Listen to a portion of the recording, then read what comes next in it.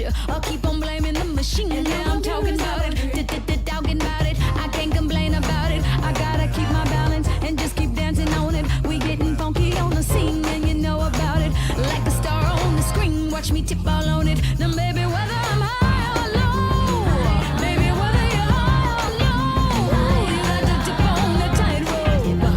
Yeah, tip on the tightrope. Baby, whether you're high or low, baby, whether you're high or low. Hello, everyone, and welcome to Ian Goldstein's Healthcare Anger Variety Hour. Please welcome your host, Ian Goldstein. Wow. Yeah. Look at this. Thank you so much, Kurt. Great introduction. That was Kurt. He's on tech, doing a great job. How's everyone doing out there on the virtual space? You know, I'm just seeing myself in the StreamYard. That's where we're streaming this show. But you know, if you're in the crowd, if you're in, you know, whatever, if you're in a crowd right now, that might be a bad idea considering the situation. But if you're by yourself at home or in a pod, then thank you for coming to this YouTube show. This is this is Ian's Healthcare Anger Variety Show, which some of you might be thinking, wow, that sounds like just someone just thought that title and didn't even bother editing it, even though they could have. And you would be right, because that's how I came up with the title. So you're here, either, you know, I assume if you're in the United States, you're probably angry in some way about healthcare.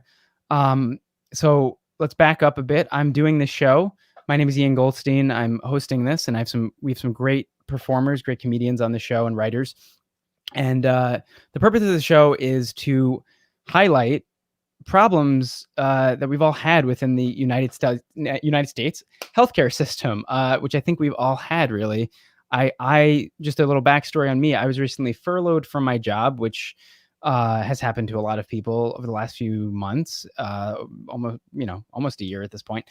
And so I was furloughed and realized that I was going to lose my insurance come 2 months from now. And it suddenly makes you realize that when you don't have a full-time job, you have to find an insurance plan, and insurance plans are extremely expensive. And if you have a family, oh, what's that? I just heard something. But they're very expensive. And I personally have an autoimmune disease. I have Crohn's disease, which you probably know someone who has it.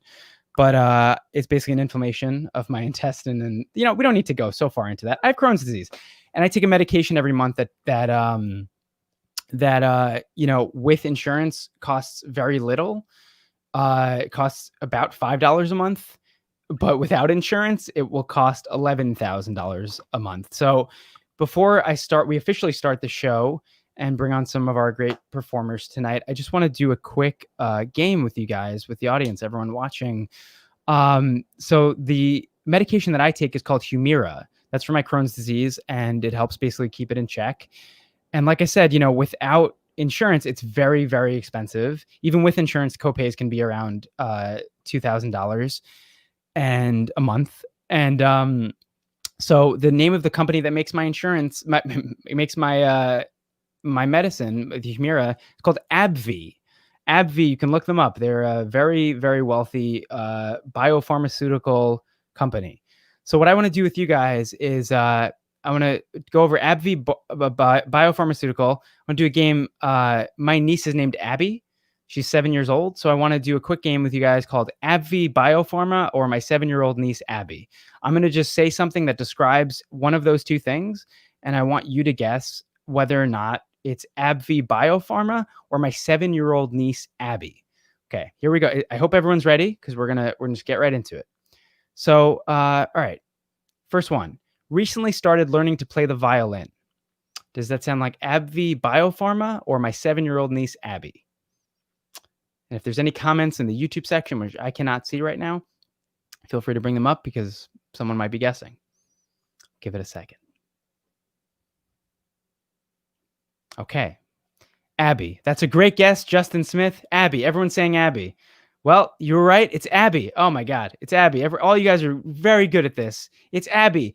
Abby is the one who's recently learning to play violin, not the pharmaceutical company. Okay, next one. Recently persuaded a Pennsylvania federal judge to move an antitrust suit that alleges monopoly control over a blockbuster testosterone treatment to a New Jersey district court. Does that sound like my niece? That's right. It's AbbVie. That's right. They've been blocking generic versions of the medication that I take. The generic versions would be much cheaper. It's not my niece. Nope, that's incorrect. Thank you for the guess, though. It's the biopharmaceutical company. Nope, it's AbbVie. That's right. Hoff's Horrorfest. All right, great. We're going to keep going. Really enjoys eating strawberries. It's Abby. That's right. Good guess. Okay, we're nearing the end of this. Really enjoys abusing the U.S. patent system in an attempt to eliminate market competition for its drug Humira and keeps prices sky high. AbbVie Biopharmaceuticals. That's right. Great guess, everybody. And then we're on the last one. No, it's not both. It's not both. It's not. Last one is sometimes I think they're lying to me.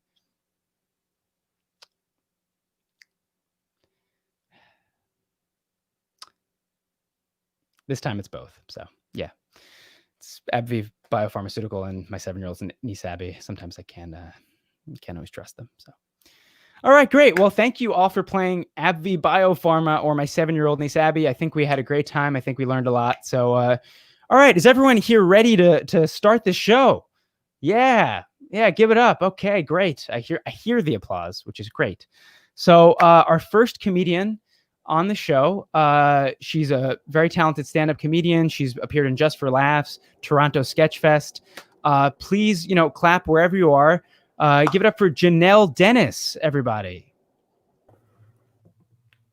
Hey, everyone. How's it going? I can't hear you back, so that's a rhetorical question on my end. Oh, okay. So great to see you, even though I'm clearly lying. So I feel like the reason I'm first, I don't want to put any blame on Ian, but it is because I am Canadian. And I know it's why am I here? I don't know. I make a lot of poor life choices. Like if you know anyone that I've dated, you know that that's true about me. But yeah, I'm Canadian, and so it really feels wrong of me to be on a show like this shitting on American healthcare, but who else knows what the grass is like on the other side, and so I'll tell you a little bit about how great Canadian healthcare is. So one thing that I've experienced with Canadian healthcare is that I've been very, very blessed that every single doctor, every single dentist I've had has been super hot. And I feel like that's something that we overlook a lot. If any of you have had a hot doctor or hot dentist, please say it in the comments because it's really, really important. Yes. Okay. So you guys, it changes your whole, I think we could solve all of America's healthcare problems without the Affordable Care Act, just with having a hot doctor. Now, I've been told, so I started doing jokes about my doctor, but then I was told that I probably shouldn't do that. And, I want to be one of those comedians, like I aspire to be one of those comedians that, they do this cute little bit where they're like, I'm going to talk about this person.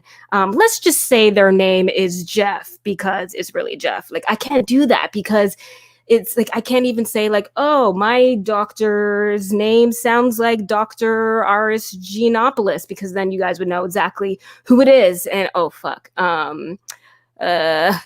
Moving on. So the Canadian healthcare is so great that I actually fly home for doctor's appointments. And I know I'm starting this whole thing with being the absolute worst person on the planet. Don't worry, it's going to get worse. So it's actually cheaper to fly home to do some of the things and get some of the checkups that I need versus even with insurance, even versus getting that healthcare here. So last year I had to go get a transvaginal ultrasound. I'm not sure if any of you know what that is. I had no idea. I thought it was a flight that I couldn't afford. So I apparently there was something going on in my uterus. They transvaginal ultrasound, which is like a regular ultrasound, but like not as wholesome when you're getting checked for a baby. It's where they kind of they probe you and go inside, but like for science. So it's I wasn't looking forward to it. So I'm in my appointment and I'm lying down, and they tell you beforehand that you need to drink about 8 cups of water, just so they, I don't know, they can see stuff floating around. And I don't know, Canadian healthcare is weird, guys. So I did what they said. I drank the water, and then I'm on this table and she's probing around doing her thing, and I really, really, really need to pee. And I'm like, yo, what do I do? I'm trying to think of everything dry. Like, I'm thinking of Popeye's biscuits, the Sahara Desert, like my personality. Nothing is working, right? So I'm like, oh my. And then I couldn't hold it in, guys. It just started coming out, and I peed on my ultrasound practitioner. Like, straight up pee on her wrist. I guess that's where the aim went. So like right on her wrist. And I couldn't even help the words that came out of my mouth. I was just like, no. And she was just like so cool. She's just like, don't even worry about it. It happens all the time. And I'm like, no, why isn't your phone recording? This would have been perfect for my OnlyFans. Oh God. Yeah, we couldn't start this healthcare benefit off without an OnlyFans joke, guys. All right. So next thing, I in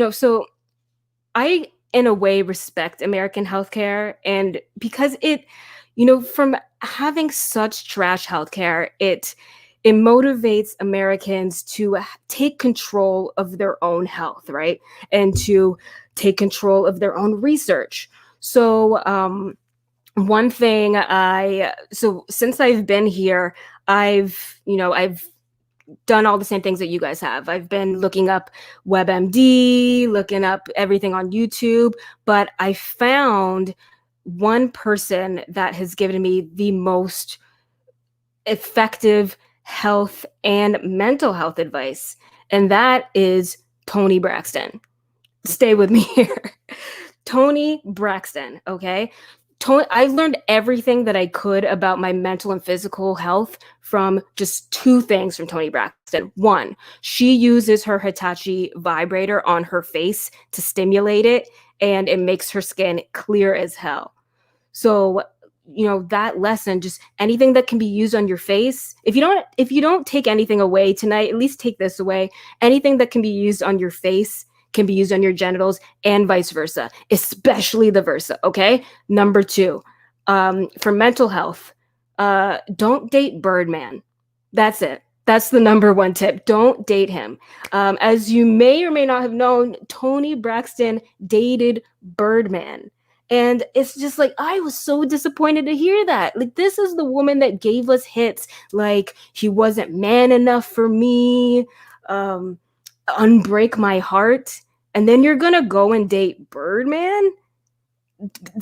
This man's alias, his AKA, is literally baby. That's what we're going to do here? Like, Tony, I want my money back. I don't like this. You need to change your alias to Six Flags, because you just took us on a ride that none of us wanted to go on. And now we're all puking in the line.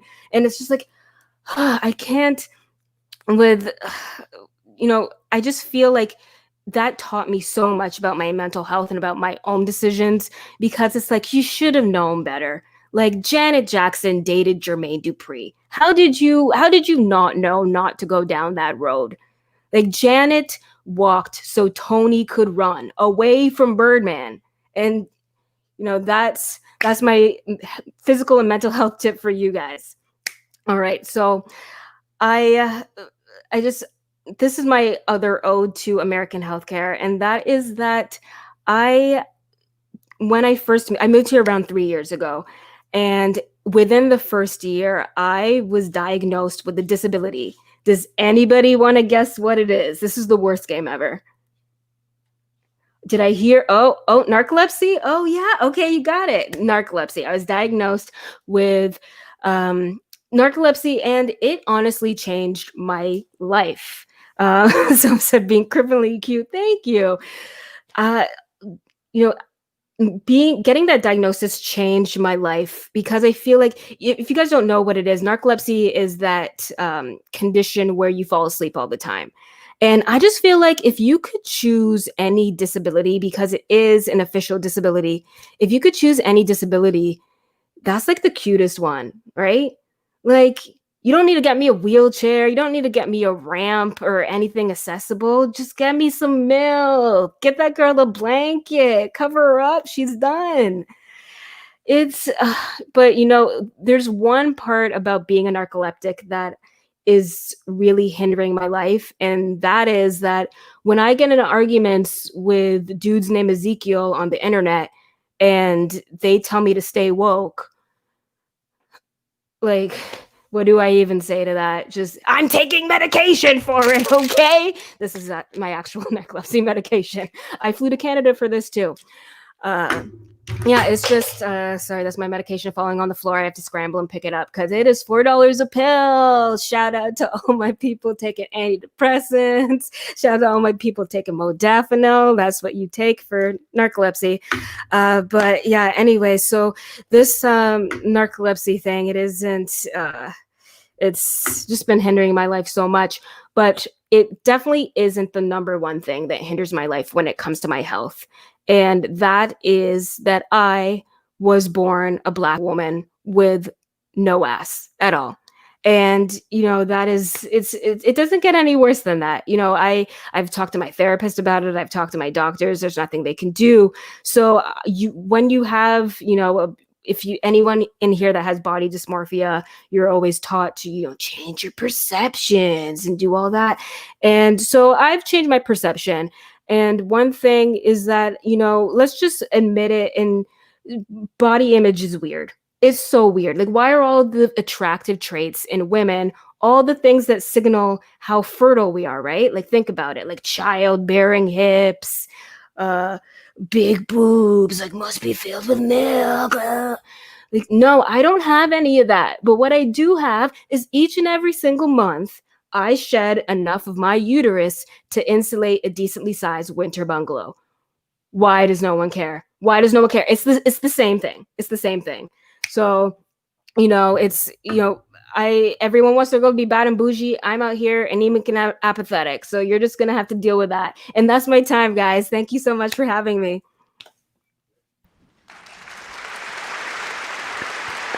Yeah. Thanks for the applause, everyone. So happy. It's good. Yeah. Great. Thank you so much, Janelle. That was Janelle Dennis, everybody. Her Venmo and social media handles were just up. There they are. They're up there again. Thank you, Janelle. That was very very honest, very truthful, important to hear a lot of that. And yeah, it made me also wonder what celebrities I look to for mental health, because some of them actually are very candid about their mental health situation. I'll come back later in the show and come back with some thoughts about which celebrities have helped me with mental health. Toni Braxton is great. I'm sorry she dated Birdman. I guess, yeah, maybe we should avoid dating Birdman if we ever get the chance, unless you, I guess, really fall in love with him. Then I don't know what to tell you. Then I guess good luck. I don't know.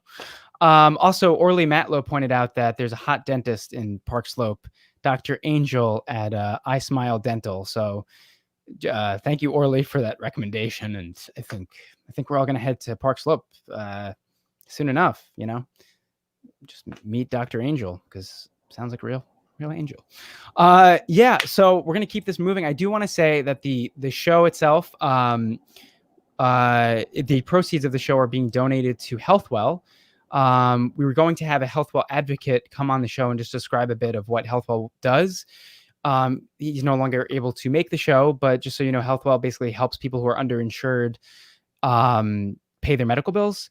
So please go to the Healthwell Foundation. And we also have a donation link, which will be in on the screen or in the chat. There's a giant URL, but please, if you click it, it'll be pretty simple to just click. And yeah, even donating just like $1 to go to that would be amazing and help go towards people who need that assistance because paying medical bills can be absurd. So yeah, I want to keep this moving. Thank you all for sticking around. We have some great performers coming up. So our next performer, she's a writer, actor, comedian. She's been published on McSweeney's, Reductress, The Belladonna, extremely talented. Please welcome Taylor K. Phillips, everybody. Yeah. Hello. Oh, the clapping is great. Hello, I'm Taylor. I'm representing cancer and Graves' disease, which is a thyroid autoimmune. This is my scar, Livy. I don't have a thyroid. I am personally thrilled to let my illness define me. I think that it's very interesting and fun. And my favorite thing about the healthcare system is that my only doctor I've ever had that's actually hot misdiagnosed my cancer as a cold. And he just actually, his office texted me that they are, they're inviting me to have my preventative care visit. So I can go back there anytime I want. This is the first time I had my surgery about a year ago. It's the first time I've ever done stuff about my illness. And it's very difficult for me because you want to figure out the exact amount of things to say that like make you guys feel bad for me so that you laugh, but like also keep you interested, but also like are entertaining. And it's kind of like, it's sort of like being a waiter and telling somebody that you don't have what they want, but also wanting them to order the other thing so that you can get a tip. And so it's like, oh, we don't have your mozzarella sticks, but we do have incredible calamari. And also I had cancer. And the cancer thing is very seamless. And before COVID, like we spent so much time as a culture, I think that like 90% of our fear about death was cancer. And like 10% was the Australian spiders that like bite you in the butt on the toilet and then you die. But the cancer for me, like being like the cancer actually wasn't a big deal. It was something that they found like extra in diagnosing the thing that was actually a problem, which they misdiagnosed like 3 different times before it actually happened.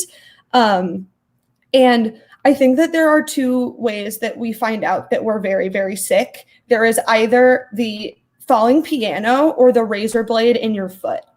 And the falling piano is like, well, that's an ambulance, so hopefully that person is okay. But the falling piano is like, you're totally fine and you're like living your life. And then somebody's like, have you looked up lately? And you're like, me? No, I feel totally fine. And they're like, no, but like, I heard that you're supposed to look up every 5 years or so. And like, I don't know. I mean, I could. And then you look up and you realize that there is a piano hurtling to crush you. For this metaphor joke example, it has a homing signal and is moving very slowly. But you do now have to figure out what to do because you are about to be crushed by a giant piano. But then there is also the razor blade in your foot, which is where you are in constant pain, but you know something is wrong. But when you bring it up to people, they're all like, maybe it's a blister, or like, have you been walking weird? Or someone's like, check your shoe or try this foot scrub, or like, you don't look like you're in excruciating pain. And then somebody says, maybe there's a razor blade in your foot. And everyone's like, you can't say that. And then somebody else is like, my friend Marissa had a razor blade in her foot and it was poison and she didn't find out until too late. And like, she's gone. And people are like, that is not what it is. You just need fish oil. And those are the 2 things that I think, like, that's either you find out very quickly and you're feeling fine, and then you have to figure out how to move out of the way of this giant homing piano, or there's almost a feeling of relief because you're like, then every time you step afterward, you're like, oh, it's because there is a razor blade in my foot. And then everything sort of transfers to that. And that's, to me, what thyroid disease was like ever since the first time I figured out something was wrong, which is when I got drunk off of 3 blood orange mimosas and then threw up in the Grand Central Station Apple store, which is basically the end of that story. But how can you kind of not say that sentence? And I went to the doctor and I told him that I was feeling short of breath and that something was wrong. And this man said, I think that you have a cold. And I have read a lot about the way that women, especially not thin women, are treated by doctors and the way that they don't take us seriously and the way that when we say that we're in pain and we're experiencing things, people misconstrue that. And so I said to him, "You're so right. I don't take care of myself. I am an idiot. Here is $50. And then I walked out of the doctor's office for 3 months. Then 3 months later, I threw up water after hot yoga class. And then I went back to that doctor. And the entire time I was there, my heart rate did not drop below 115. And the man watching my heart rate not drop below 115 3 months after I had come in and said I didn't feel well said, "Do you do cocaine?" And then just kind of looked at me. And I said, "No, sir." And then he said, "Okay, I'm going to schedule you with a pulmonologist in 3 months because he's on vacation." Because doctors all go on vacation in the first 2 weeks of August. That's a thing that I don't know if all of my other chronically ill folks like tell me if that's true, but all doctors go on vacation in the first 2 weeks of August, so you can't get sick then. And so luckily I have my boyfriend at the time's mother is a doctor, and so is my college boyfriend's father. And both of them said that person is an idiot, go get a blood test. And I know that this is all like quite a bit of weird lead up information about what it means to be sick, but it like this whole thing is happening. And also I feel bad and I can't breathe when I go up the subway stairs. And everybody's kind of like, "But do you have a rash on the front of your legs? Because if you don't have a rash on the front of your legs, you're probably like not sick." Anyway, I went in to a new doctor, Dr. Fisher. And Dr. Fisher said, "It's probably a lot of anxiety and a little bit of a thyroid problem." And then we got my thyroid results back. And every doctor since then who has looked at my thyroid results has audibly gasped because I was producing a absolutely incredible amount of thyroid hormone. Then they took an ultrasound just to be sure. Then there were little nodes on the ultrasound that the ultrasound guy said were not cancer. Then Dr. Fisher said, "We're going to have you get a biopsy, but it's not cancer." And then the man doing the biopsy, whilst doing the biopsy, also told me it was not cancer. So when my boyfriend at the time, which Orly Matlow has just asked, what happened to the boyfriend at the time who went me to get these biopsy results? He's my husband, and you're going to see him in 2 seconds. A little bit longer than that. So we went in to get the biopsy results of my thyroid. I have not been medicated yet. I have only been put on something to make my heart go a little bit slower. And we are in there, and she says, "I don't have your biopsy results. I just have confirmation that they did the biopsy." This is 3 weeks later. But she's like, "You know what? Fuck it." Dr. Fisher is like, "You go. And here's medication. We'll start treating the hyperthyroidism. It's not cancer. Go." And I was in line at Duane Reade, and my phone rang, and it said Dr. Fisher. And I answered the phone, and I said, "This is Taylor." And Dr. Fisher said, "Hi, Taylor. It's Anna. Do you know how to know when you have cancer? Because it's when your doctor introduces herself by her first name after telling you that you don't have it and to go get a different medication." But the other thing is she never said it. She said, "There's something wrong with the nodes. You're going to need surgery." And then she sent me the following papers that I'm going to show you right now. The word cancer has not been said, okay? She sends me these papers, okay? I'm about to translate them for you, but this is what's in my inbox, okay? She has called me at the office. By the way, I love this woman, but she has said, "There is something wrong. I will send you referrals. You're going to need surgery," okay? Here is the way that you should send paperwork when you're telling people that they have cancer. Also, cancer is nowhere on this document. This is how it should go. "Oh, fuck, man." Then you tell them, right? It says positive for malignancy. It does not say cancer. Then you should follow it up with, "If you're going to get a cancer, get this kind," which all of my oncologists told me, but I was like, "Sir, I'm not interested in that right now. I'm dealing with this other thing." Also, they review it. there's another doctor that review it who concurs. So for sure, not a fluke. So now 3 doctors have told me it's not cancer, but 2 say it is. Also, there's a category that is, it's close enough to cancer that you should still get surgery. And then there's one that you definitely need. So that's the one that I had. And then they did the other node. And also they call it a gross description, which I feel like isn't. And then it is medically signified that they don't know what it is. There's a categorization for very chill, probably chill. Medically, we don't know what this is. And then the rest are different variations of sketchy. So this is the medical shrug. So I theoretically would have needed to take the test again. But I had cancer, so I needed to get surgery. Then they refer me to an ear, nose, and throat doctor. And again, they don't say cancer on there anywhere. So I'm calling my parents, like, I have nodes and it's bad. And then I had to call them back. And my mom called me and she was like, you didn't tell me you had cancer. And I was like, well, I didn't know. That's just what they told me. And then also, do you see how they didn't circle urgent? I feel like it's urgent.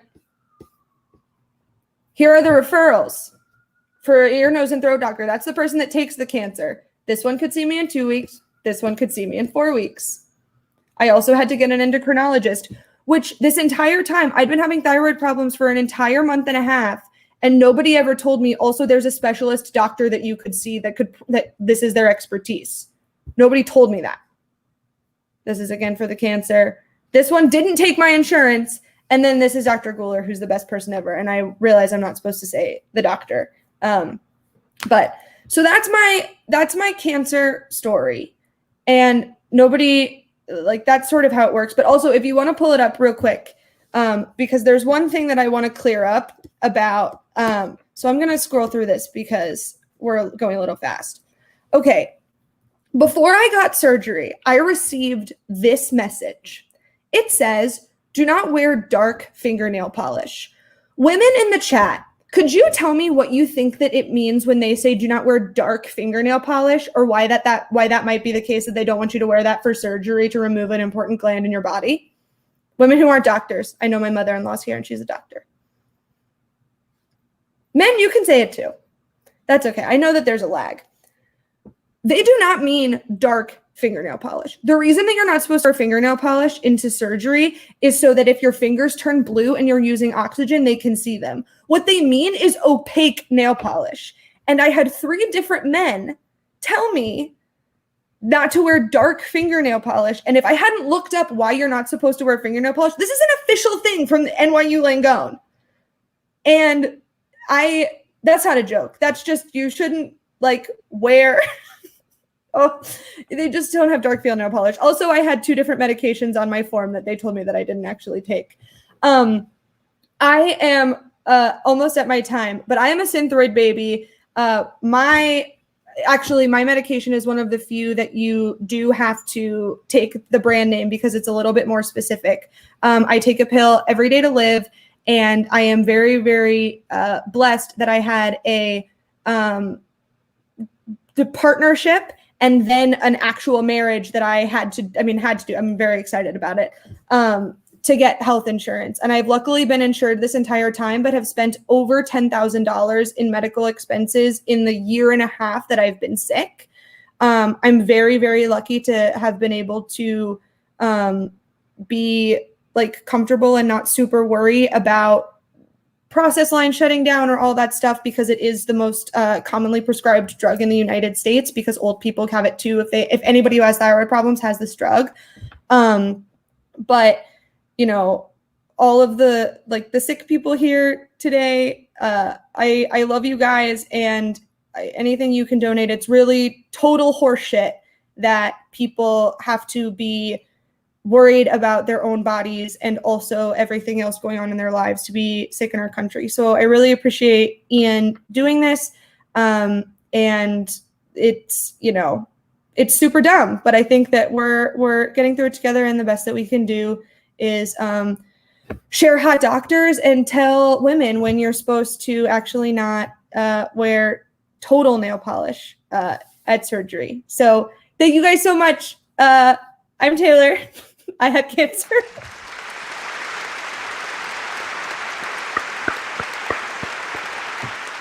Yeah. Thank you so much, Taylor. Thank you for sharing your story. I'm so sorry that you had to go through all that because that's insane.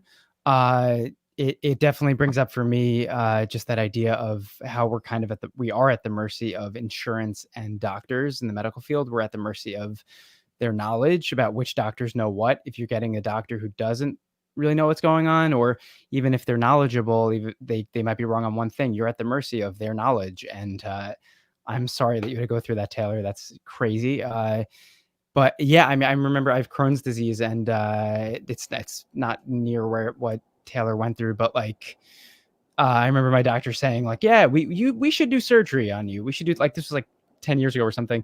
Like, we should do surgery on you. And my cousin, who's also a gastroenterologist, and he was saying, no, I don't think you actually need surgery. You might be okay without it. And then told that to my doctor, and he's like, okay, maybe we won't get surgery. And then 10 years later, I haven't gotten surgery and didn't really need it at the time. So to get surgery is a big deal. That's like the last step that you want to get to in anything. You don't want to go for surgery anywhere near the beginning. So it's pretty crazy how much we're reliant on that. And same with insurance.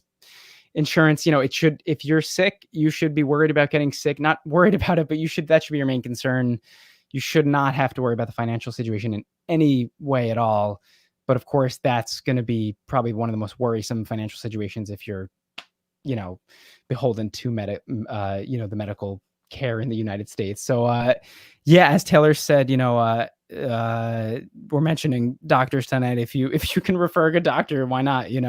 Orly mentioned a hot dentist in Park Slope, and Taylor mentioned her doctor, Dr. G. I think she can mention in the chat if she wants to. She doesn't have to, but I mean, it's good to know who the good doctors are, because I for myself, sometimes you're just looking on ZocDoc and you're like, I think this person's good. They have a 5-star rating, but then everyone else has like a 5-star rating, and what's going on here? So ZocDoc, I don't know how much I can trust, but thank you again, Taylor, for that story. And as I said previously, there's a HealthWell donation link, as Taylor referenced as well. And so you can donate to that to help people who don't have, the ability to pay their medical bills. It will definitely help them. And by the way, also regarding mental health, Scott Stauffenberg in the comments recommended Michael Rosenbaum's podcast, Inside of You. He said it's a majority of celebrities speaking about their mental health. So if you want celebrities talking about their mental health, then that's your way to go. Or you can just follow a celebrity's Twitter, and you'll probably get a good idea of their mental health. I don't want to do a Kanye West joke, so I'm not going to. But if I think of one, I'll do it. I don't know. Follow Kanye West. No, don't follow Kanye West. He's in a bad place. Anyway, we're gonna get this show going. I'm gonna stop talking because I've said enough.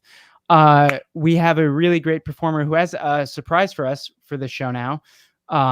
She's written for The Tonight Show, for It's Personal on True TV.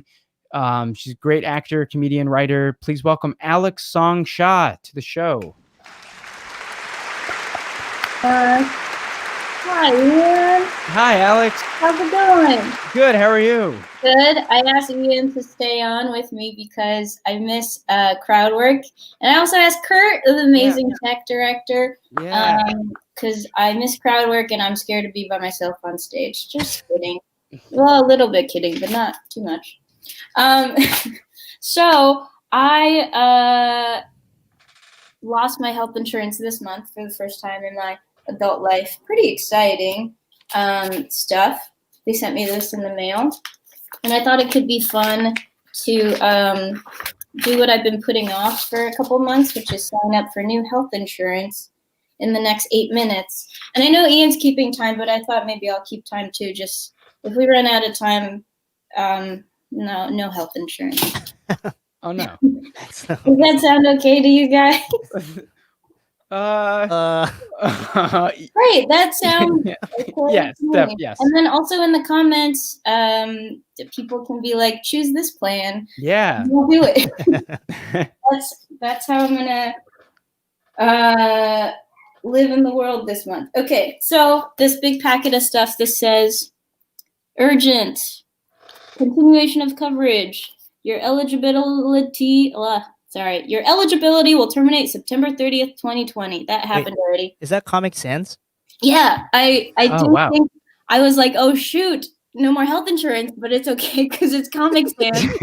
They're making it enjoyable, at least. Yeah, I was like, this reminds me of 5th grade when they put my name tag in Comic Sans. And so actually I felt really comforted seeing this.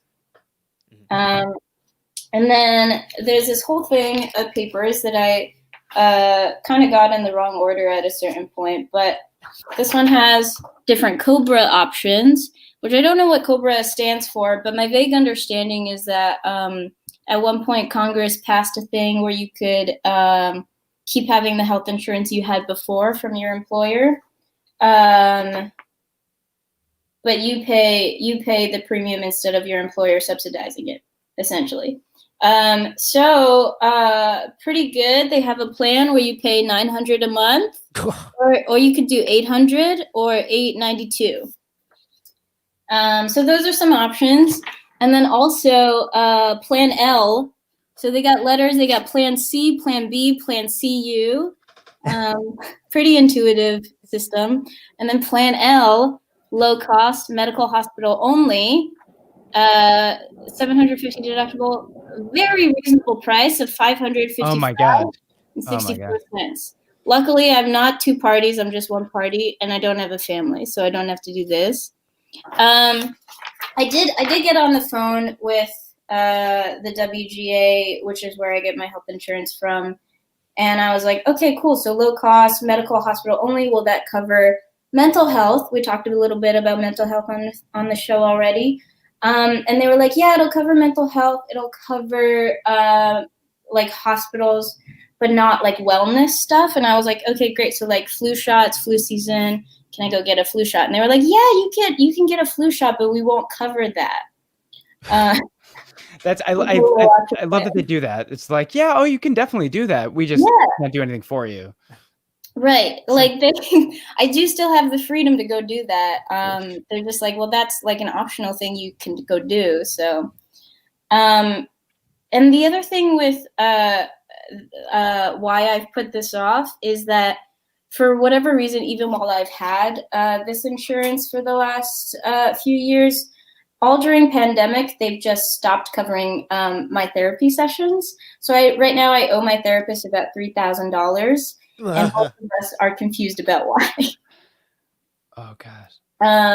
But it's okay. Sometimes she's just like, I can't meet this week because you haven't figured out insurance yet. And I'm like, but this week I wanted to die.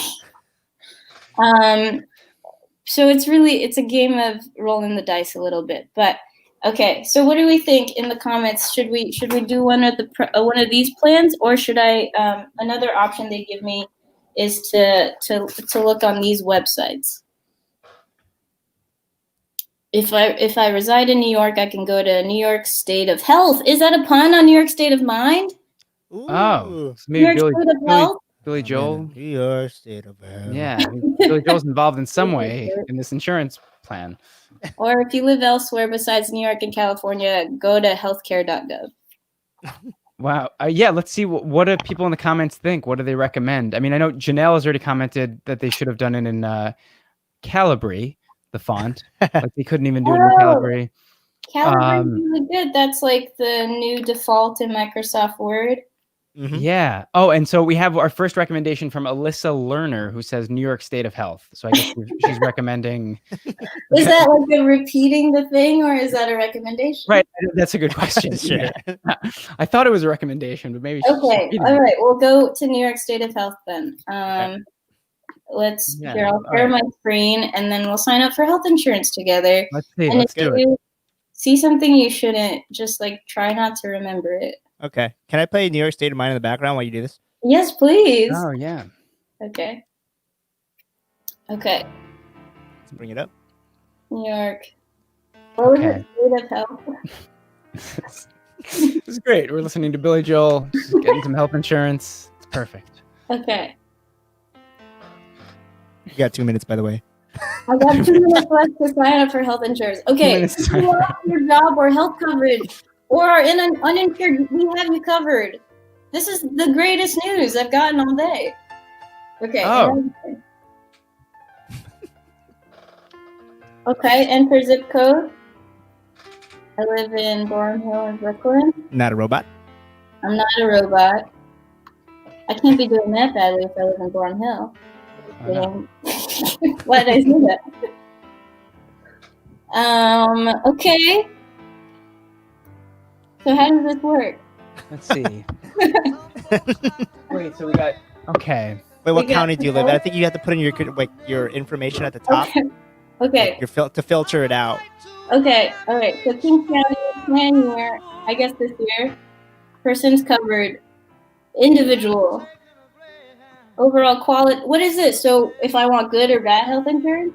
Right. I guess if you want a 1-star or like a 5-star insurance, Yeah. people I guess sway different ways to. Maybe let's try middle of the road insurance. That's Coverage. That's what I would choice. go for personally. Yeah. Same. Okay, thank you for helping me through this. By the way, we have someone on the show later who hosts a podcast all about healthcare costs, and he Okay. spoke to people who are supposedly or he spoke to economists and experts in this field, and even they can barely understand how to really sign they can barely understand what the best healthcare you can sign up for is. Everyone's pretty much confused by this. Not to make you more confused, but That's great.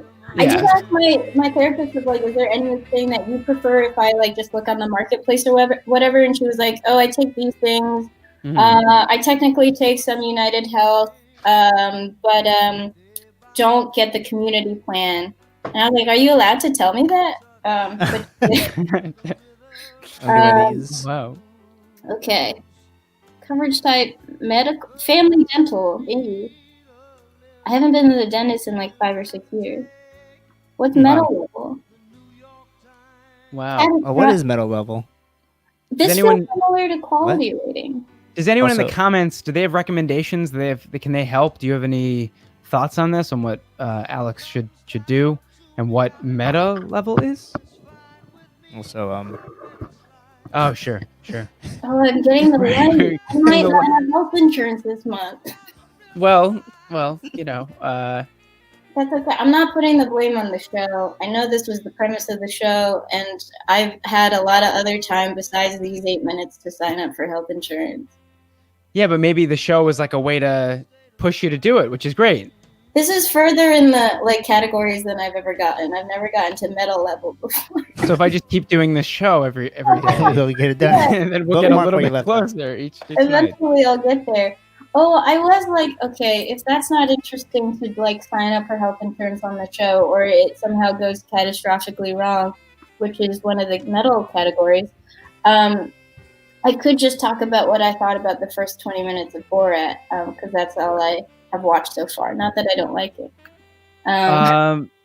Well, wait. Hoff's Horror Fest says gold is good and expensive. Gold is good and expensive. Okay. Really metal level just represents quality and price. But quality was another question already. Right, and then Someone else just said United Healthcare Community Plan. Janelle says, "Is there a chat bot that can help?" What stingy? Oh, UX user. Yeah. X user interface experience. I agree. I'll just end, I guess, by saying that, like Janelle, I'm also Canadian, and what a thing I gave up. Well, that, and then I want to get one. What was your thought on Borat too? I guess. I love it. Oh yeah, Borat. The first 20 too? minutes are us. Oh, okay. And great. that's my time, I guess. Thanks. All right. Well, thank you so much, Alex, and we wish you the best. Please find something that helps. We hope. So, all right. Thank you so much. Thanks, Kurt. Bye. Oh, wow. Bye, Ian. Have a good Bye, one. Kurt. See you in a Thank bit. you, Kurt. All right. Well, let's all. If anyone watching this has recommendations for Alex, please let us know in the comments, or message me and I can let Alex know. If Billy Joel is watching, thank you for letting us use your song. It's a good song. It makes me feel like I'm in New York, even though I am. So thanks to Alex, thanks to Billy Joel, thanks to Kurt. Great. We're gonna keep this rolling. We're gonna keep it going. We're getting a lot of information. We're having people sign up for health insurance. We're learning stories. It's so much going on. All right. So our next comedian, I hope you're all ready. We got great comedian coming up. She's performed at Flappers Comedy Club, and I highly recommend you follow her on Twitter. She's very funny. Her handle is MASIRAGZ, Masira GZ. So I do recommend you follow her there. I think we're going to have that up after her set. So please welcome Marissa Galvez, everybody. Yeah. Yup.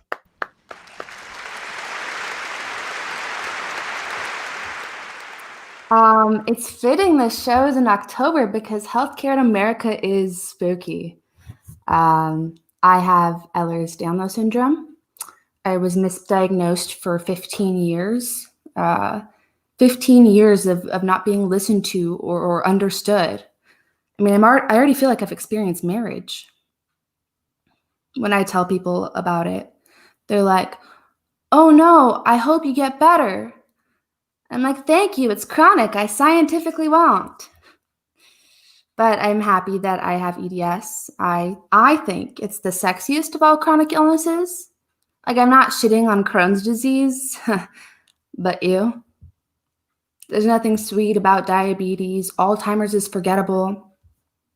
But EDS is a connective tissue problem. You get soft and stretchy skin and joint hypermobility. So I'm like really flexible. You like damaged goods? None of my organs function properly. I'm constantly puking, so I'll keep the figure. And I'll never leave you. I physically can't.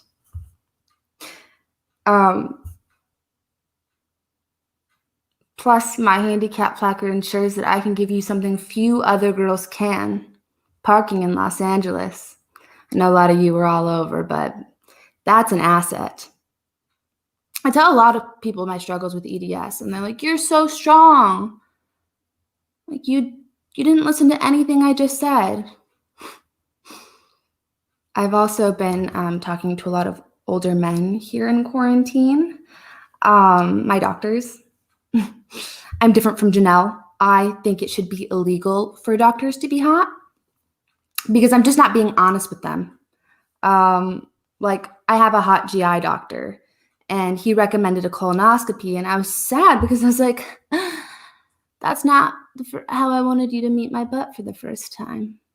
I have a hot cardiologist, and he's like, why is your heart rate so high?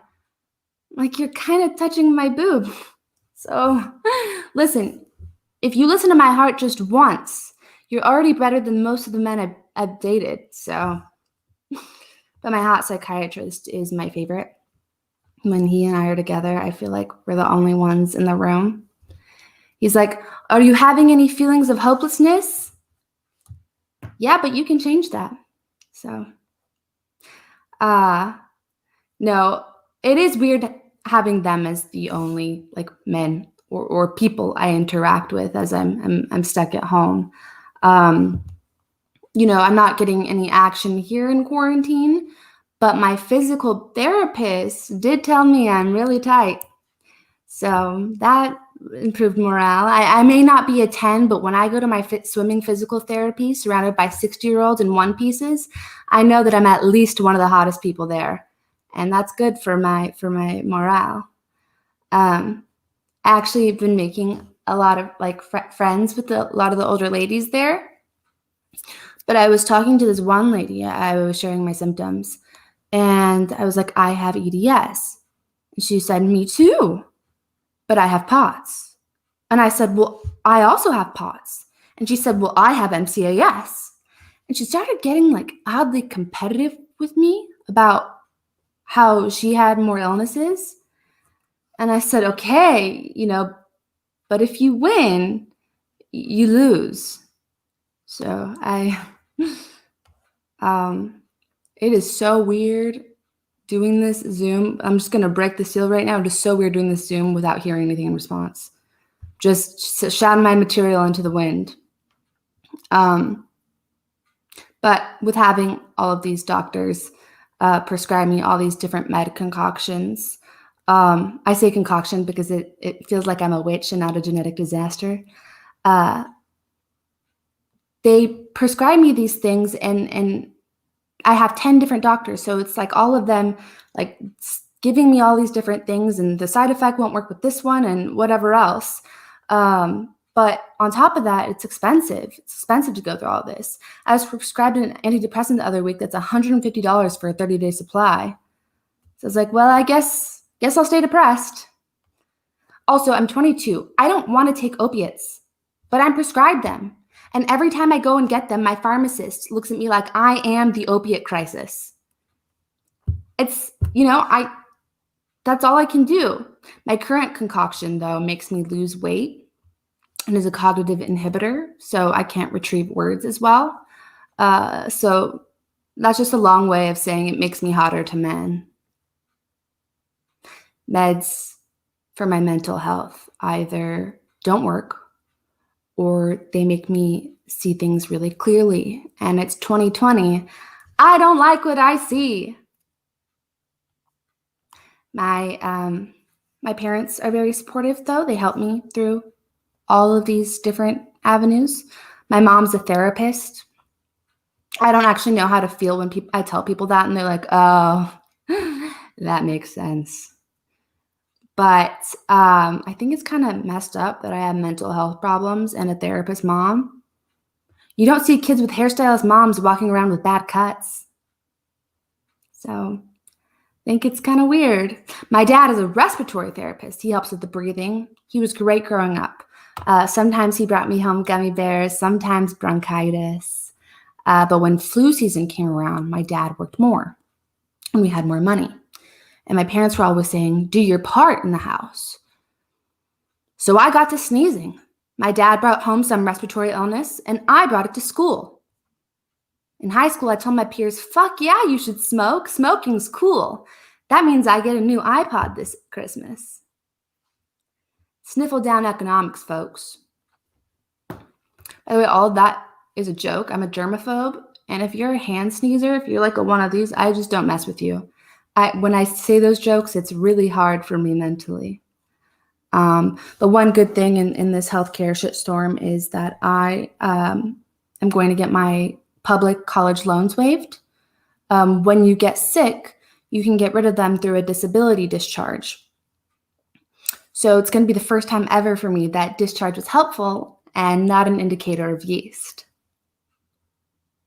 It's hard being spontaneous and dating. I'm 22 and I'm chronically ill.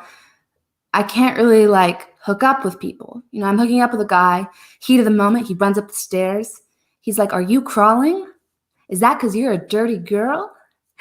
And I said, yes, and because this house wasn't made for disability in mind. There should be a filter on dating apps, because next time I go to a guy's house, if it's 3 stories, I'm going to pack my bag like, sorry, bro, this is not ADA compliant. What I want most in my dating life, though, is to not be surprised. I was surprised one time when this guy put his finger in my rectum. And those of you who have an untouched rectum, let me tell you what a finger in there is like. Trust. And there's certain levels of trust. Wearing a romper in a public bathroom, eating Chipotle, giving your virginity to a 29-year-old who says you're smart for your age. And then letting someone in your rectum for a while. Because I did no prep. At any given moment, I can't say with 100% certainty that there were no remnants. I think I got it all when I wiped, but I don't know. So in a way, I felt like he trusted me. By putting his finger in my butt, he was saying I had good character, right? I mean, if Mother Teresa asked me to put my finger in her butthole, I would say yes immediately, and my finger would probably come out cleaner than before. But if Trump asked me, my finger would probably have the remnants of a taco his body rejected because it tasted too Mexican. And listen, you really got to ask if you can do that stuff. Because my short answer is no. And my long answer is no hemorrhoids. It's that time of my butt's month. I'm lucky to be insured right now, but in 4 years, I don't know. I've even been considering sugar daddies because of all the medical expenses. I won't fuck for money, but I will marry for health insurance. Friends with benefits, but the benefits are dental. All jokes aside, though, my time is almost ending. Thanks, Ian. I don't actually think Crohn's is shitty. I obviously, the whole show now knows I have my own digestive problems. But this is really important. I did everything that society prescribes. I went to college, got a degree, volunteered, learned languages. I was on my way to a law school. And then one day, after 15 years of being grossly mismanaged and misdiagnosed, I couldn't walk well and had to give everything up. And if my parents weren't so supportive, if they didn't give me shelter, I truly am scared about what I would do. I have no income. I was denied disability. I have 10 doctors. And it's spooky. Spooky is the best word. So there needs to be some sort of reform. I thank you to anybody who's in the medical community. I'm Marissa Galvez, and I have disability to be sexy. Have a good one.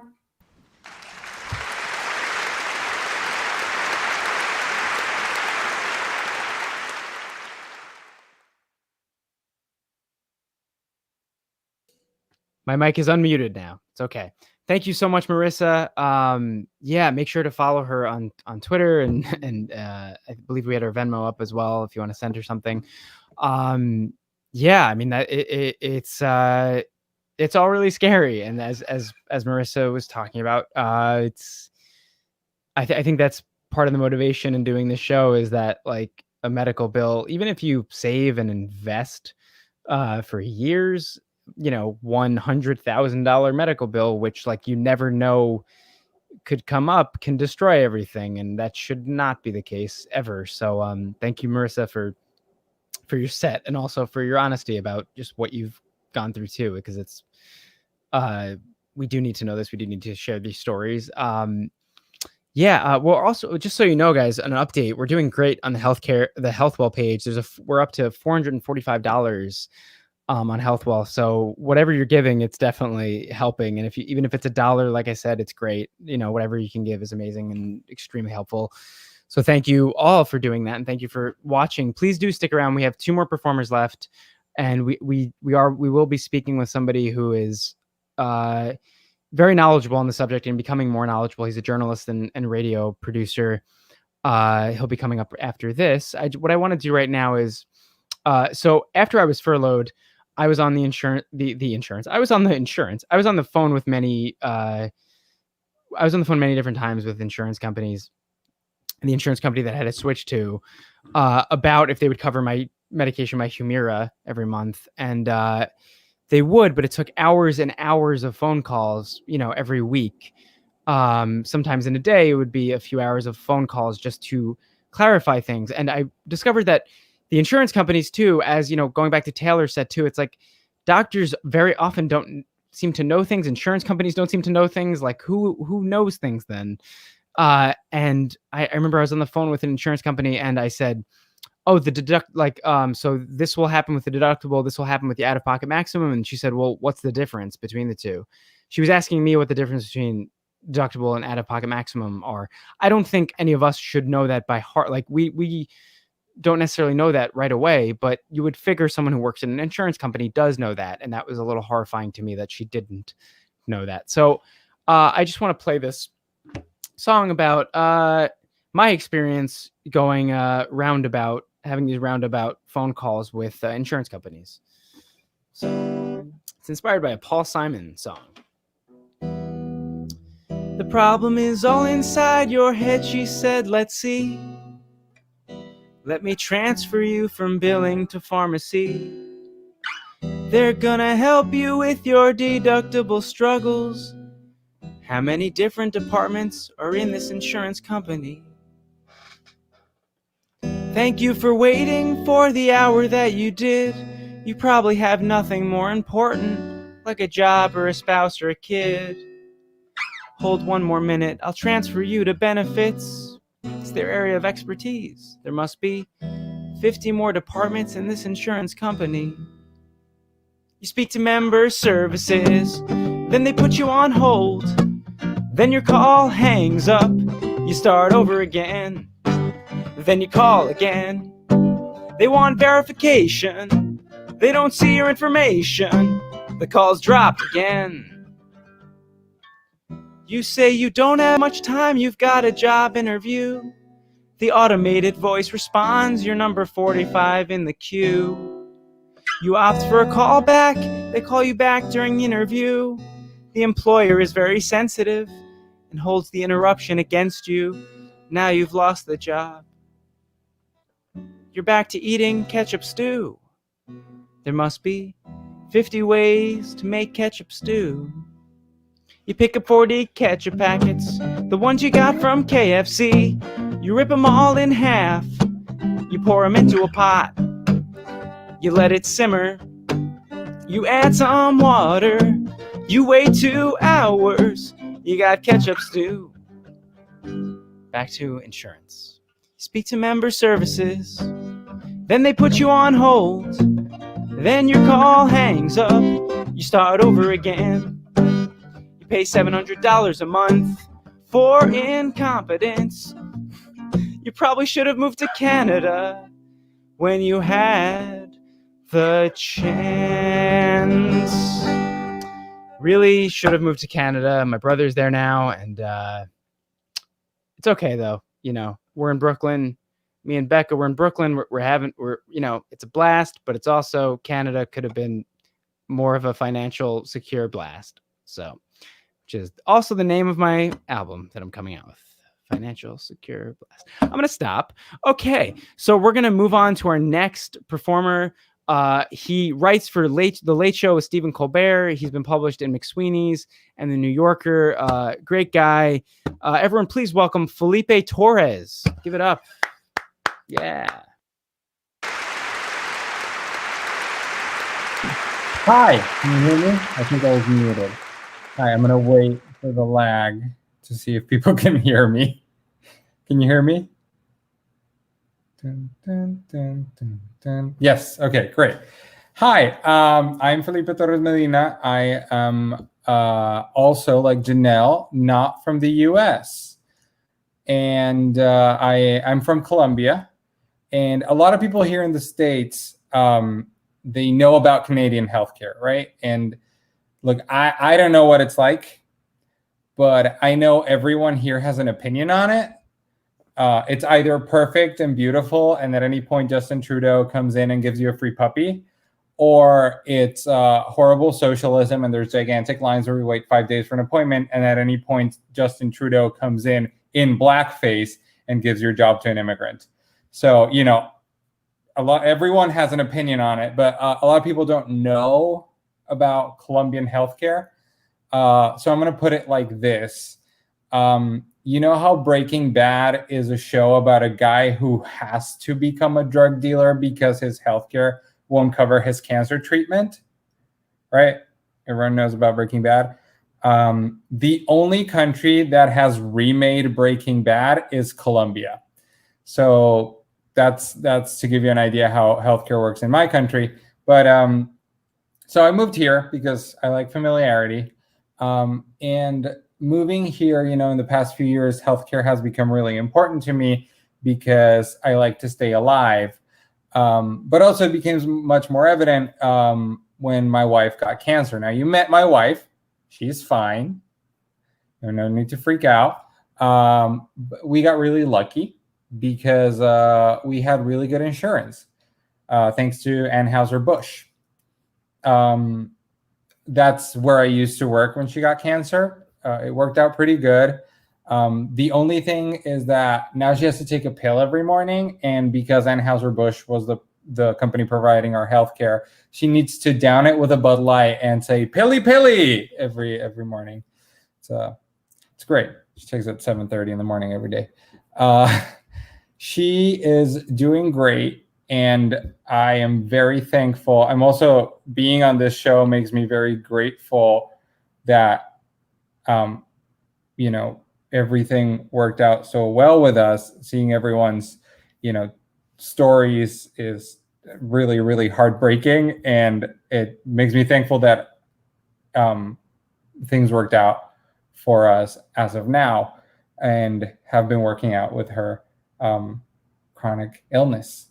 But you know, we're also incredibly fortunate because, as Taylor pointed out, my parents are doctors. Yes, both of my parents are doctors, and they both married other doctors after divorcing, and I'm a comedian. Now, I know what you're thinking, but there's no need to worry. My mom is very, very, very supportive, and my dad is a gastroenterologist. I'm kidding. He's a pediatrician. But growing up in a home with doctors outside of America and then moving here was a real challenge because I always had healthcare, like actual medical care, very easily available. And then moving here, it's insane. And you know, it to me, it feels a little bit like when white people go to South America to find out how other people live. You know, like I just got here and was like, wow, you people live like this? I'm sorry, you people die like this? But maybe it's a little bit like Habitat for Humanity. Also, how messed up is that name, Habitat for Humanity? It's like one step removed from Fish Bowls for Poors. But maybe I should lean into it, you know, and just like, you know how like white people take pictures with black kids and it's like super weird. Maybe I should just like come here and post pictures on Instagram with a pharma bro, you know, have the caption like, this is Colton. When I first came here, I never believed someone could change my life so much, but he did, because he made me addicted to opioids. Heart emoji, needle emoji, pill emoji, chef emoji, because Colton makes a mean frittata. But yeah, growing up in a home with doctors is just different. You know, when you're sick, normal people like go talk to their parents and they're like, oh, you know, I'm not feeling great. And then your parents make you chicken soup and it's, you know, very nice and cozy. When I was sick, I'd be like, Dad, I'm not feeling great. And my dad would go, take 2 of these, come back in March. He had a really busy schedule and he was absent. So coming here and seeing how expensive and time consuming and infuriating it is to be able to get any kind of medical attention is, you know, is something that really shook me. And I was surprised that Americans are so okay with it. You know, Americans are just like, oh yeah, that's how it is. And they start throwing words at you and you're like, ah. But, you know, to me, I think the problem is that Americans are brainwashed to think that this is normal. You know, the first thing I noticed why Americans are brainwashed is that every healthcare company has a name that sounds like the name of a superhero, but not like a main superhero, like a second-rate superhero. Like, you know, in Avengers, when all the Avengers come out of the portal in the last one, and you got like your Captain Americas and your Iron Men, and you know, you got the Hulk and all the big guys. And then like a few seconds into the scene, you get like, oh, Doctor Strange and Ant-Man and Rocket Raccoon and, oh, what's the name of that blue alien girl? The one who hangs out with the Guardians of the Galaxy. Cigna? No, Etna. No, it's Humana. Yeah. And really, I have Blue Cross Blue Shield. That's the insurance that I currently have. I'm very thankful for it. But it sounds like the name of the religious superhero team played by Tim Tebow and Tim Allen. You wouldn't trust them to save your life, and you shouldn't. Now, the other way healthcare, I think, brainwashes Americans is the words. American healthcare, to me, is the great equalizer between immigrants and Americans. And I'm not just talking about the pandemic, you know, wear a hand, wash your mask, vote for Biden.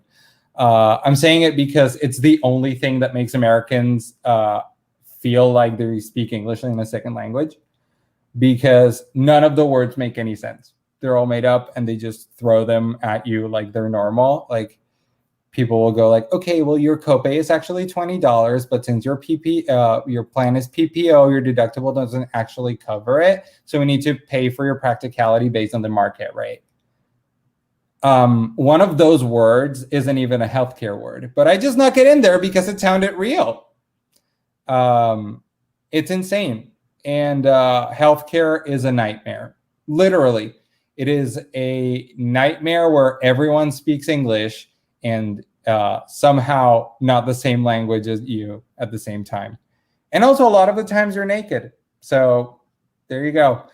That's my time. That's all I have. I'm honored to be doing this show. Please help and donate. I am thankful for being able to share this virtual stage with everyone who's been on stage today. You are all so funny and so brave, and I hope next week we get a president who actually cares about sick people.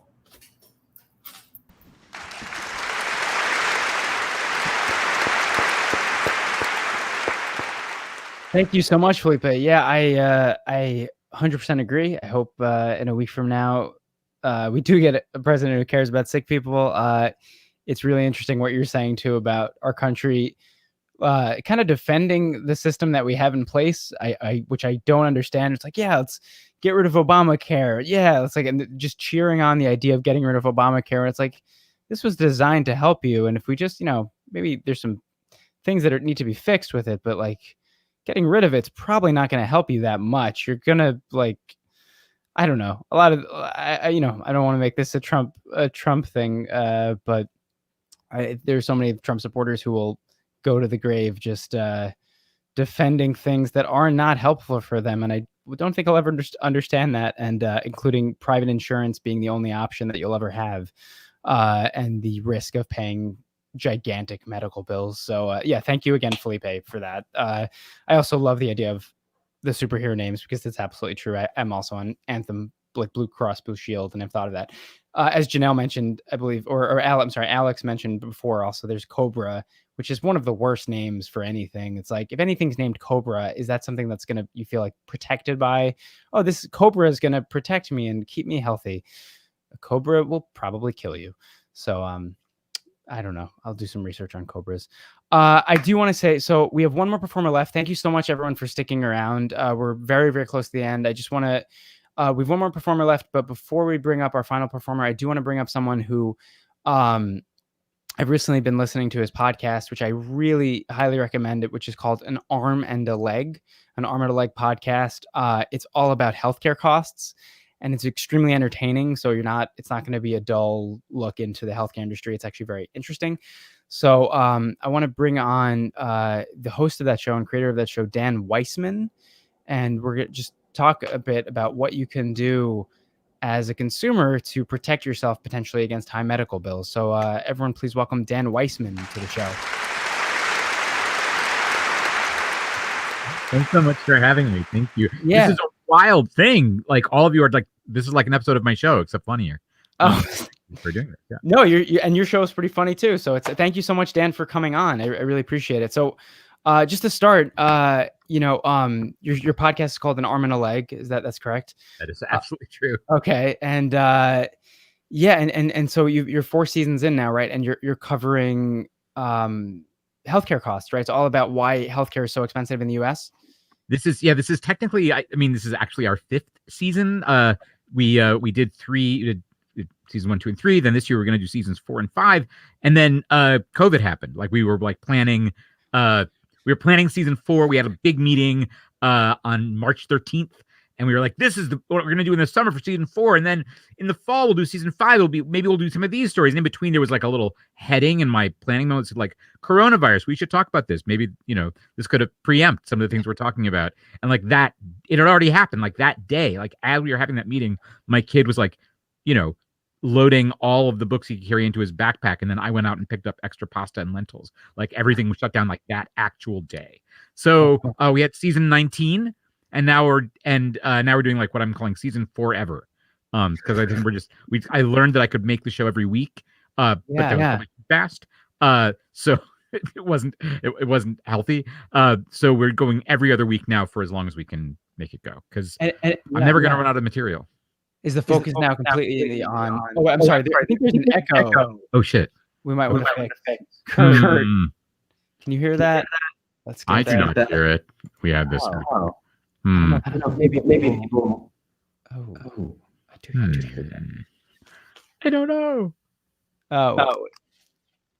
Okay. Are you hearing echo on me or on you? I'm hearing an echo, but you know what? I think it might be okay. We'll leave it as is. I think. I think it's okay. All right. All right. We'll figure it out. Yeah, it'll just be a little annoying for everybody. It'll be like healthcare. Yeah. Probably won't kill you or bankrupt you. Let me just make sure on the tech end of things. This is no word from Kurt. Oh wait, I think we're good. All right, cool. Okay. Great, we're good. Great. Okay. Anyway, I did. So one of the things I wanted to ask. Then you mentioned that about COVID. Has then the focus has that shifted to COVID, and are you finding a lot of stories? I'm sure there's millions of stories with COVID. Man, shit. I mean, this is the show. It's like you could have asked like any random 8 funny people, and you would have gotten versions of these fucking horrible in this country. Season 19 for COVID-19 was like all COVID all the time, and since then it's like kind of COVID aware, like COVID, but it's not. But the focus actually right now, and I think this is going to happen for a long time, is really on like self-defense. This was what we were planning for the summer. Is like just like every episode is just like, okay, here's a guy who is an HR director who takes pride in figuring out how to like keep health insurance from like screwing with his colleagues. And here's a woman who worked for a health insurance broker whose whole job for 25 years was fighting with health insurance companies. And she really liked it. And like, what are their lessons for us? The last 2 episodes were with a woman I call the TikTok mom. Her name is Shauna Burns, and she went viral on TikTok. She's like a 40-something mom in North Carolina, and she went viral like on Thanksgiving. She was like, "I'll be your mom," and then a week later, she's like, "So I'm going to teach you how to clean your house." And then she posted another, and she was like, "Actually, wait. Here's some pro tips on dealing with medical debt collectors." And she's amazing, and she curses like a sailor. She's really funny. She's really smart, and her advice was good. And her story is amazing. So I had to do 2 episodes with her. One, kind of about like just getting your medical bills down. And then she had all this very specific advice about dealing with debt collectors, which was great. But I was like, I should maybe talk to a lawyer to fact check some of this stuff. So we had a lawyer from the National Consumer Law Center. And she was like, most of this is straight up true. Wow. I mean, that's the hard thing also about TikTok. Also, I see a lot of financial advice on TikTok. And it's like, oh, great, you have good advice, but I don't know if this is legitimate, and I probably should double check this. So it's probably good that you double checked it. Yes. Yeah, I think that's the insane thing about where we're at right now is because, I mean, I was furloughed. I still have my insurance covered until December, but I know, so many people who have to deal with the idea of, or they were laid off and they have insurance. They're done with insurance. They have to find a new plan. And what's crazy is in some of your episodes that I listen to, I'm making my way through the show, and I love season 1 so far. And it's like you talk about a $3,400 facility fee in a hospital. You say essentially, as you say, it's like a cover charge for a bar just to enter the hospital. And it's like, and when I'm listening to it, I'm like, oh my God, I don't even know what I'd rather do. I just don't want to enter the hospital and build up that debt. Yes. It's insane. Yeah. And so especially now it's extremely scary with COVID, where it's like, oh, we're all at risk for this. We don't know what it will do to our bodies, and what are we supposed to do? So that's what I'm curious about is what were those things, some of those things that you've gathered over these seasons that are like good self-defense techniques for the common very consumer? Much a choose your own adventure kind of thing. Like and it very much depends on what's the hand you're dealt? Like, do you have insurance? Do you not have insurance? What is it?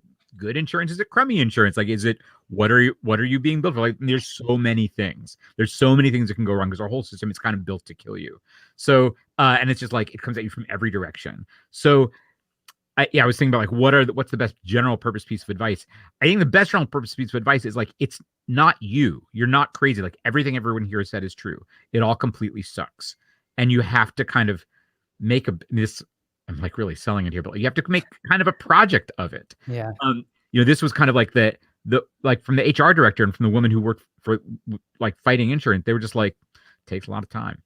And especially like the next episode is about a guy. Like one of my favorite things is that some people use small claims court to kind of fight back against certain bills, like bills that are in like a lot of money, like $1,000. $5,000. These still often fall in small claims court territory, it turns out, for most states. And it turns out you can cut. So the episode where I learned this last year was called "Can They Freaking Do That?"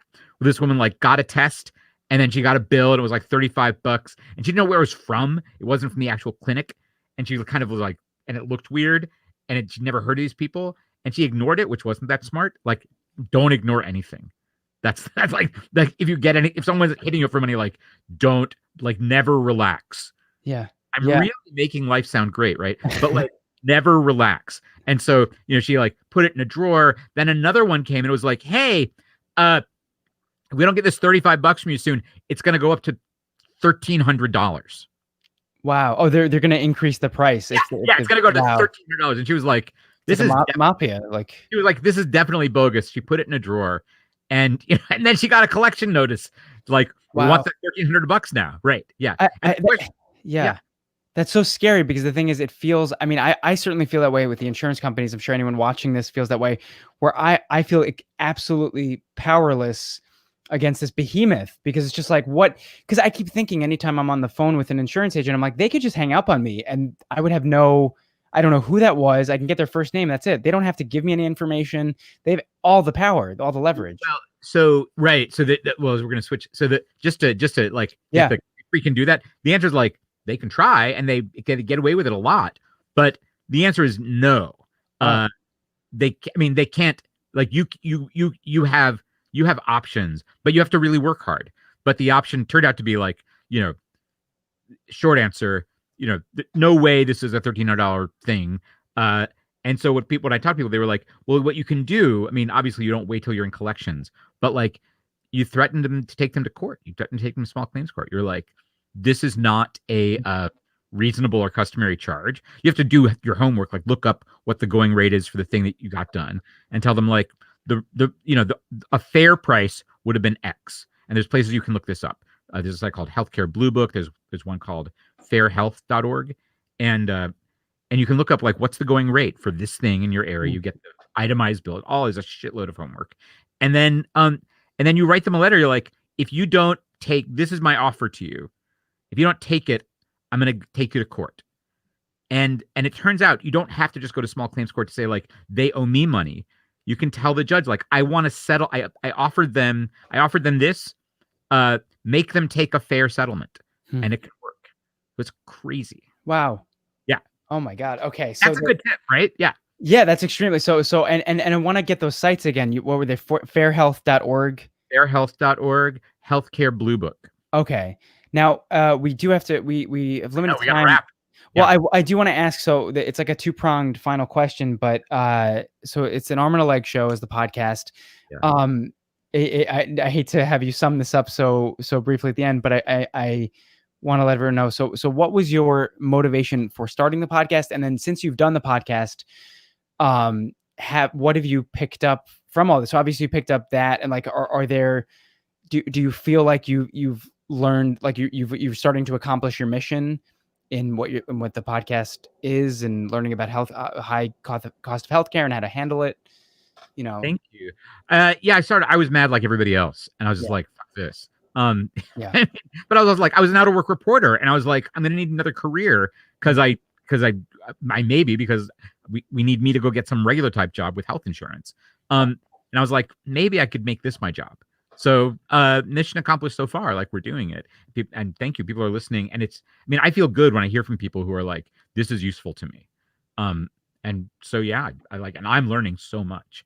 I don't know. I hope we get to mission accomplished. Like, I think I don't know, because I'm a reporter, I don't officially have political positions, but I hear that in Canada they have a system, and in England and in every other industrialized country, that's not like ours. Maybe someday we'll have something like that. Yeah, I really hope so. My brother just moved to Canada, and they have a stimulus package there that actually helps them. So we have a comment from Janelle, who was the first performer on the show. She said, Dan is doing the universe's work.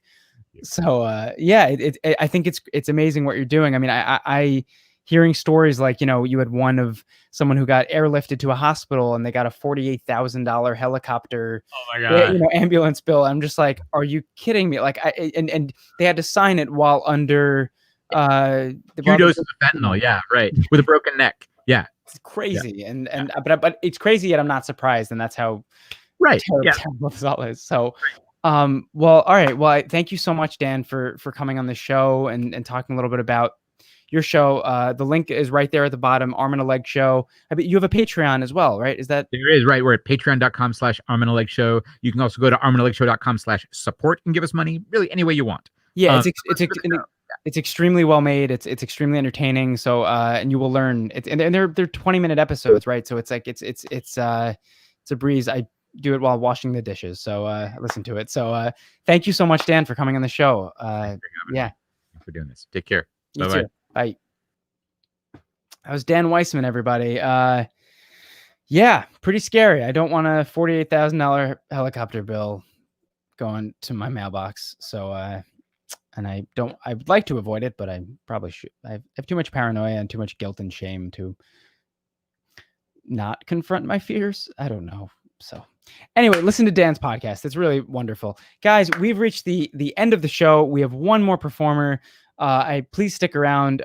He extremely talented. They can be seen on Betches. They co-host the Middle Children podcast and the Bachelor Pod. Please welcome Fat Carrie Bradshaw to the show. Big round of applause. Hello, Ian. Thank you so much for having me, guys. Thank you for sticking around. Make sure you are donating. So I never really go to the doctor unless I absolutely have to.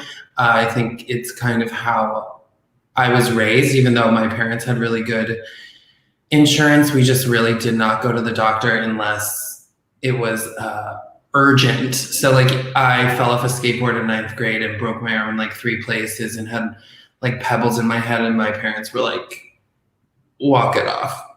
You'll be fine. And then I ended up going and the arm was broken. And so the distrust from the healthcare system, I think, just started young, if you will. And I still don't go. I don't think I can remember the last time I went to a doctor. I do have insurance through my job now, but I did not have it for years. So I just avoided going because I knew how expensive things were and would be. I went to urgent care in the city once when I did not have insurance, and I was on the subway to work, and I remember just feeling like I was going to die. I think it was just a bad flu. And at this time, I think I did still have some kind of insurance, but it was like really bad insurance. So I went to an urgent care. They had me fill out all the paperwork, and then they were like, we don't take this insurance. So then I went to another urgent care, and then the same thing happened. And then I went to a third urgent care. And they were like, yeah, we take your insurance. So I filled out all the paperwork, and they then called me up and were like, actually, I'm so sorry, we don't take your insurance. And I just started bawling, crying in this urgent care. And they were like, but this other one does. So 4 urgent cares later, I ended up going, and I'm like, I need to get my money's worth out of this appointment. So I'm there for the flu, but then I also at this time had like a growth, if you will. It was disgusting, and it was getting bigger by the fucking day, and like it was just awful. So I was like, well, while I'm there, I might as well ask. So I went to the urgent care, and the thing about going to doctors in New York City, and specifically I went to this one in Chelsea, and I'm like, the last thing I want is a hot doctor. I want like the biggest troll of a doctor you have. I want like no bedside manner. I want just like, tell me exactly what it is. I don't want, like, I am a number to you, and that's what I want from my doctor, because I'm like, and I'll fall in love too easily. So that's a whole nother thing. But I was like, I'm going to get my money's worth. So I go, he tells me I have the flu, whatever. And then I'm like, oh, and he's like a very hot young man.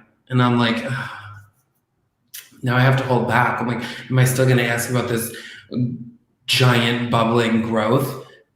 Yes, I am, because this is the time. So I like show it to him, and he was like, he just made a face. He didn't touch it or come very close. And he was like, that'll clear itself up. And then he left. And like a year later, it did clear itself up. I still have the scar from it, but I never have asked about any weird things to a doctor ever since then. And then in college, so I went to SUNY Oneonta, which everyone calls Stony Oneonta. They most famously were trending because they reopened too soon and had to close back down because they had like 400 COVID cases in the first 3 days they were back open. But they were trending on Twitter for the first time, so that's exciting for them. But while I was at Oneonta, I have always had a problem with, I'm like absolutely disgusting, so as long as you know that, we're on the same wavelength. But I always had a problem with ingrown toenails as a child up until like probably like 24 or something. And it's not because I didn't cut them and all that bullshit. Like I was doing things right. I don't know what was going on. But I had one when I was in college and I was on my parents' insurance, but I went to the emergency room because I had like a super infected ingrown toenail. And the emergency room in Oneonta was, you know, not great. But I went by myself and I waited and saw the doctor, who was like, oh my God, that is like the most pus-filled ingrown toenail I've ever seen. And then they called in other people to come in. So I'm just like lying there, helpless, as I'm like, and they're calling in their cohorts. I don't even think they were other doctors, to be honest with you. Like, I feel like these were just this doctor's like friends, because nobody identified themselves. And they took care of it and it was all good and whatever. And then I had to fill out all the paperwork as I was leaving. So I'm filling out all the paperwork and I finish it. And then the woman is like, okay, she'll be out in a minute. And I was like, who? And she'll be like, your girlfriend? And I was like, who are you talking to? My girlfriend? And she's like, yeah, your girlfriend that's here getting her stomach pumped. And I was like, I was here for an ingrown toenail. And she was like, ugh, whatever. Didn't make me fill out any more paperwork, which was great for me. Although I was like, number one, where is this girl's boyfriend? This poor girl who was getting her stomach pumped from over drinking on like a Tuesday afternoon. I'm like, where's her boyfriend? I don't think he stayed, which, you know, been there. But she did not have me fill out more paperwork. And then we did get a bill for over $1,000 because the insurance company said that it was not an emergency, even though we're bringing in people to watch it happen. I'm like, those doctors acted like it was an emergency. And we fought it for a full year until finally they were like, okay, fine, don't pay the fucking $1,000. And to this day, I just still don't go to the doctor for that reason. Also, as a fat person, going to the doctor is like a whole different ballgame because that's just what they think everything is. Like, I'll be like, I have some like bad skin. And the dermatologist is like, try keto. So yeah, that's where I'm coming from. I guess I am very lucky. I don't have like major issues that I have to see a doctor that I don't want to be seeing. But yeah, make sure you vote so that we can get better healthcare and that we can all go to the doctor and not worry about these things. And make sure you donate. And I'm Fat Carrie Bradshaw. Thank you guys so much.